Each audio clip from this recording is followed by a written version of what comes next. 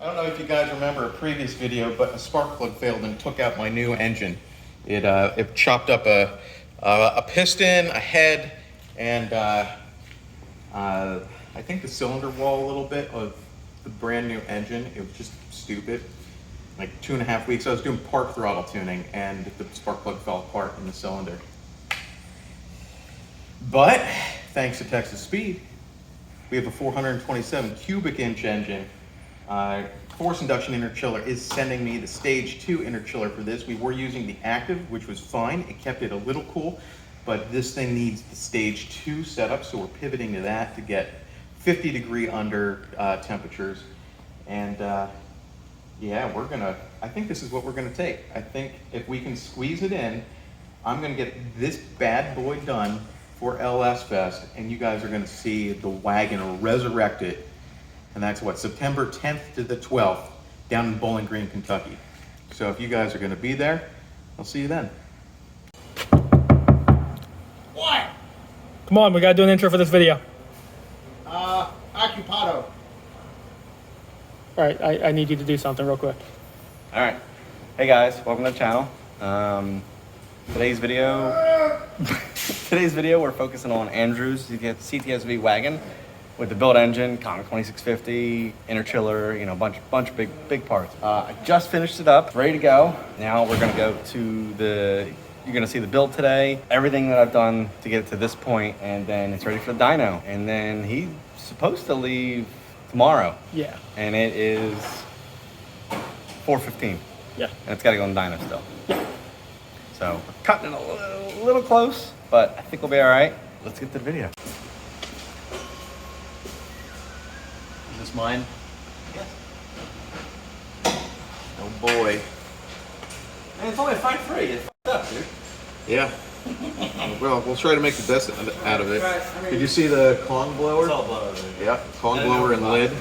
We are going to revise a lot of shit in this. So, stage 2 interchiller. 2650, the Kong lid. We're going to set it up with 2 pumps, one going to each bank of the lid. So you want to set it up like 0-1? I want to set it up like a 0-1. Okay. Yeah. We'll have to kind of fit that in the car. I'll have to get a better idea of how I want to route it. But it's going to be f***ing wild, and it should have the best cooling that has ever been on any CTS-V. They've always had trouble cooling, so. Yeah, this should be like insane. I want to be able to pull it down if I need to, but yeah. I think that we should, with this setup, we should be able to make close to 1,000. Just see they did have cam. Did you check it out for them? Yeah. Okay. Is it hush? No. It's a 229, 245. I think so, yeah. It should be a good driver on the factory stock converter, and still have good top end. Okay. It's not going to be obscene, but it's a 427, so I'm not necessarily going to rev it like I was revving the factory engine to 7,800. Yeah. And the reason why the factory engine failed. You couldn't lose a race. I couldn't. It was fun. So, it came as a long block, but I put on a couple of accessories. Texas Speed, it's an aftermarket crank. It had keyway already in it. I just added, I drilled the crank, added another one, because we're going to spin this thing pretty hard. It's going to be pretty aggressive on the crank, so just as an added precaution. Okay. I have the hub off right now. It's over there. But yeah, she is ready to drop in.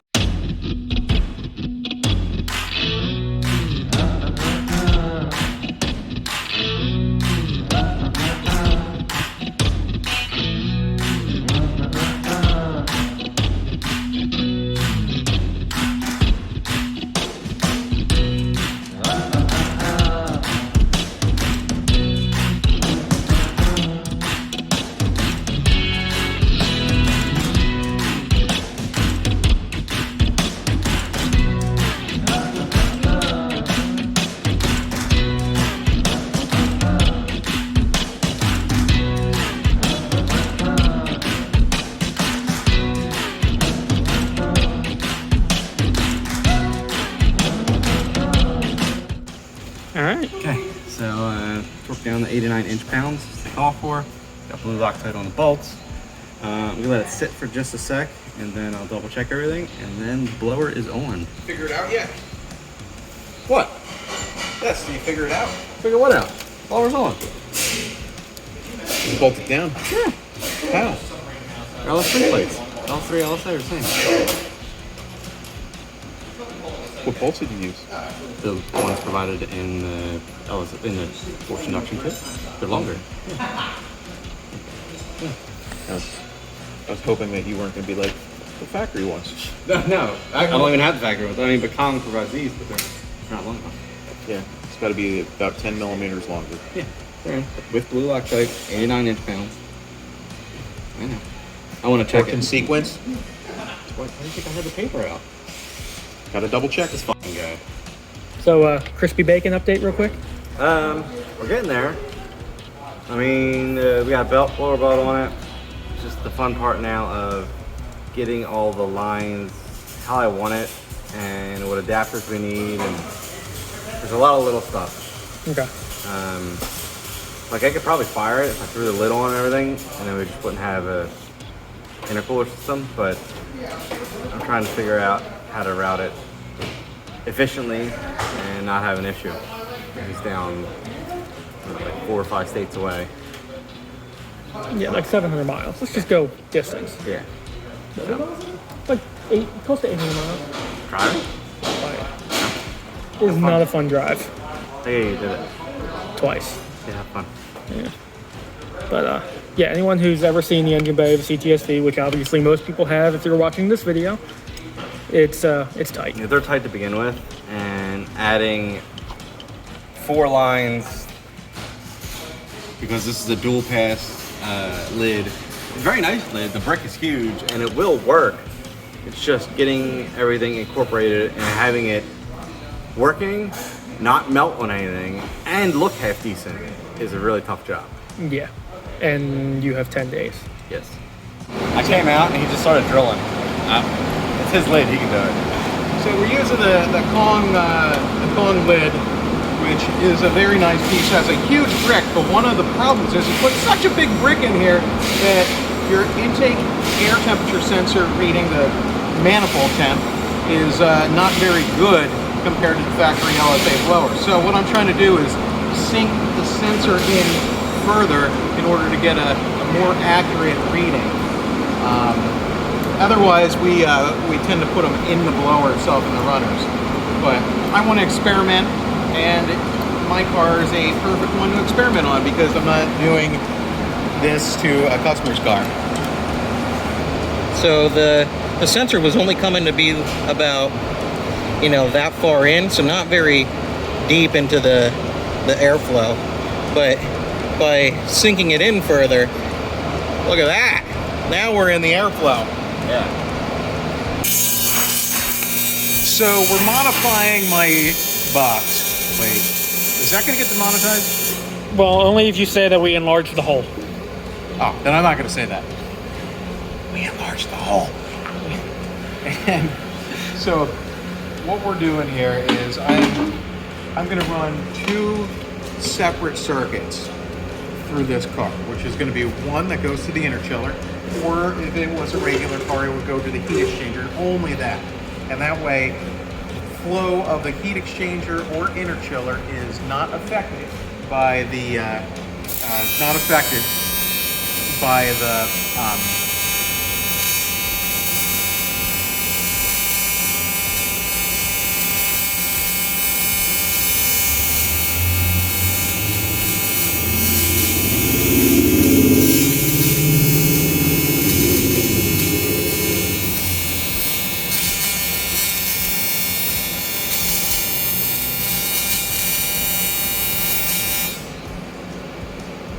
So I'm running 2 separate circuits.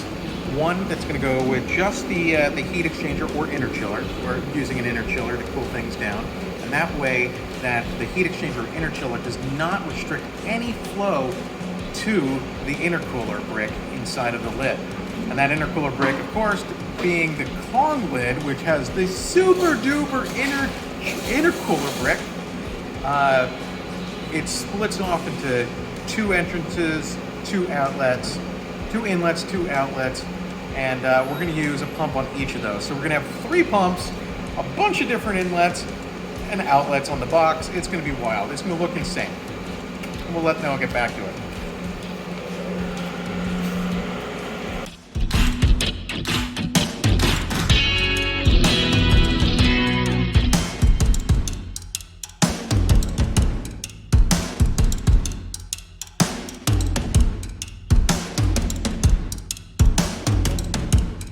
Okay.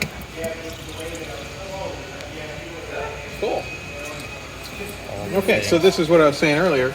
These, the top 12, how hot are these? Yeah, cold, cold, cold, cold, cold. Sweet, we can touch it. The top fittings here are actually the return fittings. They're one from the interchiller and one from the right side of the supercharger, and one from the left side of the supercharger. All of them have their own pump. And then down here we have a 16 AN line that's going to go down to a Y to the individual pumps and then pump it through the blower. And this one is a 12 AN line that's going to the interchiller. So lots of stuff going on, but it should be the most effective that you could possibly make it. Additionally, if I ever did want to shut off the pumps to the intercooler, which is in the blower, so the pumps to the blower, and have no heat load on the system, I can store more and more cold fluid. I could get that thing incredibly cold and then turn it on if I wanted to. It's pretty cool. Pun intended. So, Let's see if this thing makes some fire.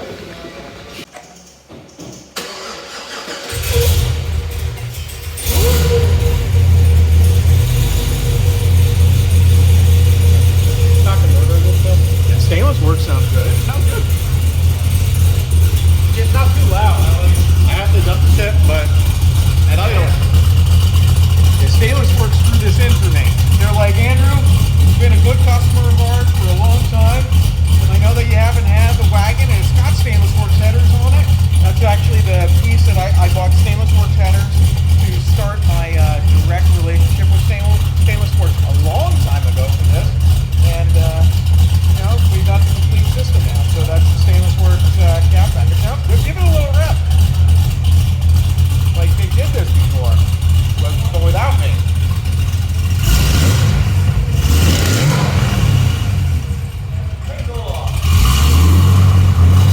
For the old man.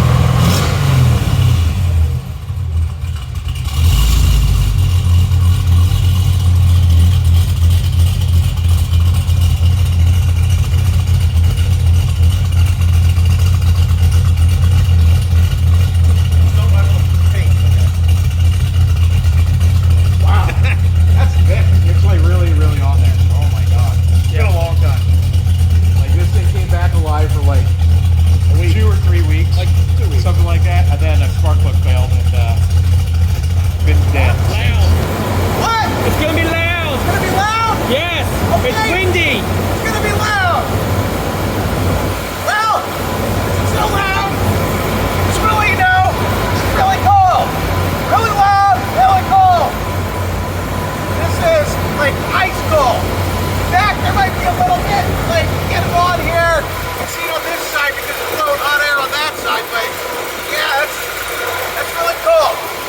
So we're gonna do an initial run on pump gas at like no timing, get it straight, and then we're gonna start throwing E85 in this biatch and then let her eat. I'm hoping for about 900 rear wheel horsepower. Don't mind me, my wedding ring's off. I'm not available unless Taylor Swift, in which case I'm available. Taylor, you missed your chance.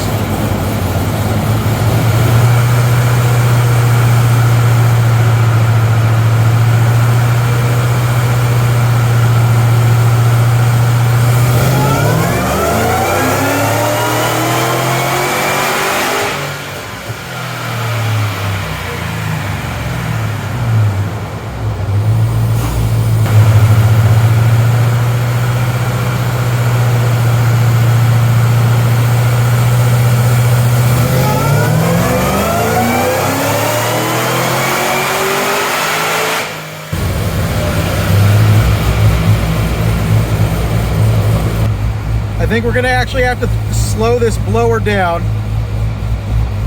because I have two things going on. One, we have very, very low timing, and it may or may not be pulling timing. And two, the throttle body is acting a fool, which means we are sucking so much in, the blade is not staying open.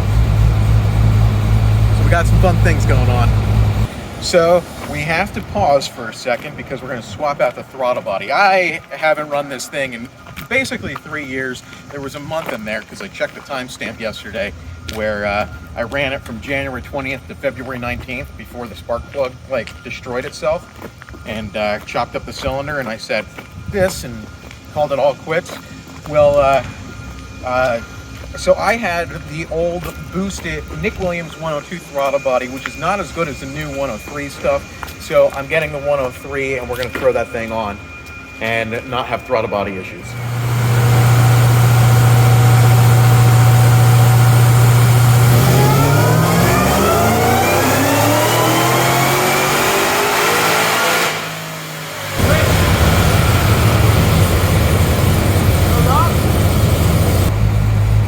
Looking it over. Came back down to idle nicely. AC belt appears to still be on. No throttle body fluctuation. Thank you, Kong, for the last minute fix. And 9 degrees of timing. A flat freaking 9 degrees of timing. Okay, I'm gonna give it a little bit more oomph, maybe take it up to 11 degrees and see what happens.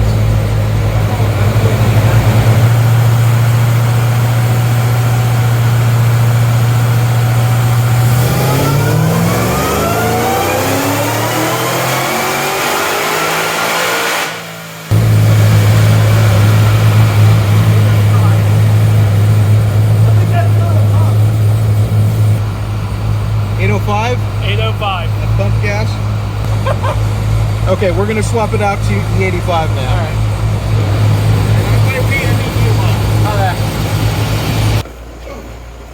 Dabba dabba do.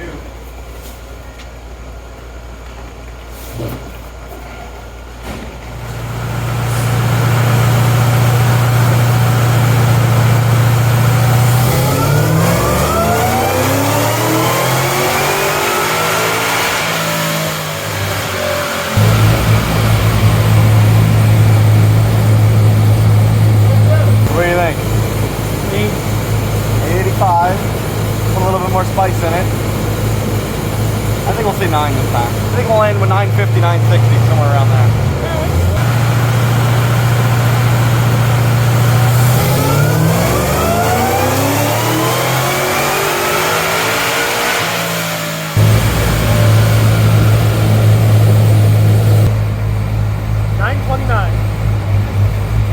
Getting closer.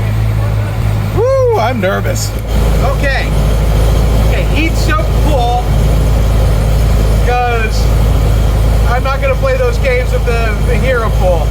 Get like 1,000 rear wheel horsepower, which I think on a hero pull it'll probably do 1,000 rear wheel horsepower.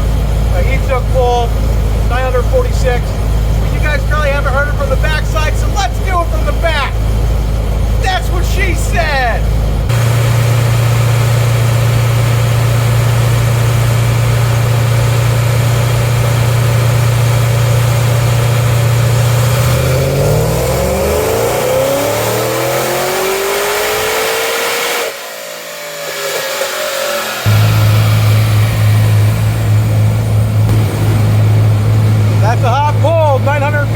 I'm pretty confident that it would indeed make it to the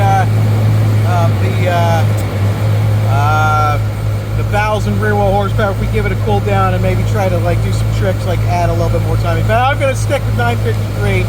950 was the number that I wanted. 950 is the number that I got. So let's take her off the dyno, drive her around, and then maybe drive her down to LS fast. Oh shit.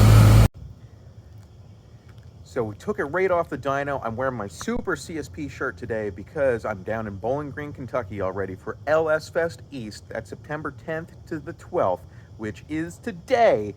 And Well, this is going to be interesting because untested on the track, didn't get to dial in shift points, didn't get to do a lot of stuff that I'd want to do, and we're going to see what she does. I'm hoping for a 9-second pass, but to mix it up a little bit, we're competing in the true street class because, well, why not? I think that we build street cars at complete street performance that can also double as race cars. It's a jack of all trades, but I'm hoping that a 9.5 out of a wagon is going to wake people up a little bit. So if you're in the area for Bowling Green, come visit us. We will be around, you'll know, because there's going to be a red wagon going around somewhere that has the CSP logo on it. If it's a red wagon without a CSP logo, it's not mine, but we might have worked on it.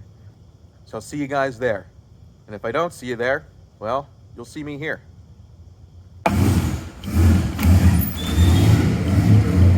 You're still here? Weird. This is awkward.